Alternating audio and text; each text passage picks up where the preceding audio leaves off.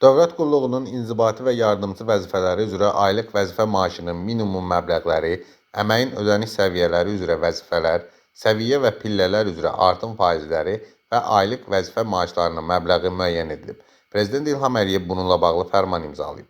Fərmanla Azərbaycan dövlət orqanlarında qulluq keçən dövlət qulluqçularının aylıq vəzifə maaşının minimum məbləği inzibati vəzifələr üçün 1170 manat, yardımçı vəzifələr üçün 760 manat müəyyən edilib.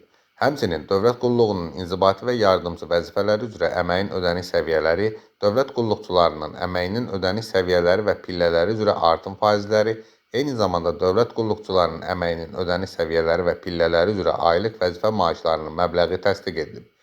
Qeyd edək ki, hazırda ölkədə dövlət qulluqçularının sayı 27360 nəfərdir. Onların 8283 nəfəri qadınlardır.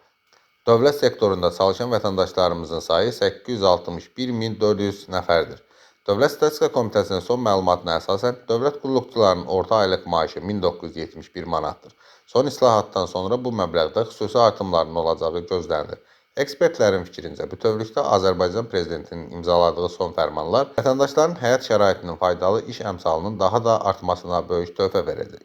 Mövzu ilə bağlı CHP TV-yə danışan Ədalət Partiyasının sədri Mütəllim Rəhimli bunun strateji qərar olduğunu deyib. Azərbaycan dövləti özünü sosial dövlət elan edib və bu siyasətində daimi olaraq insanların sosial rifahının artırılması üçün işlər görür.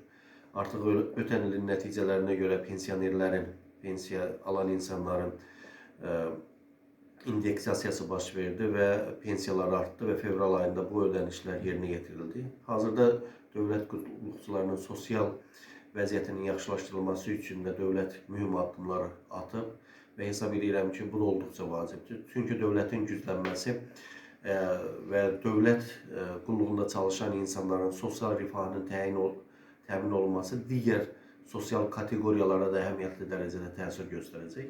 İnsanlar daha yaxşı işləməlidirlər və digərlərinə daha yaxşı xidmət göstərməlidirlər ki, onlar öz həyatlarında irəliyə doğru dönüş hiss eləsinlər. Azərbaycanda bütün sosial təbəqələrin təbii ki, əmək haqqı artırılmalıdır. Bu istər dövlət, istərsə də özəl sektorda olsun. Azərbaycan dövlətinin prioritet sahələrindən biri bunu təşkil edir və hesab edirəm ki, dövlət qulluqçularına qarşı bu cür münasibət Azərbaycan dövlətinin indiki durumda dövlətin möhkəmləndirilməsinə olan zərurəti ifadə edir.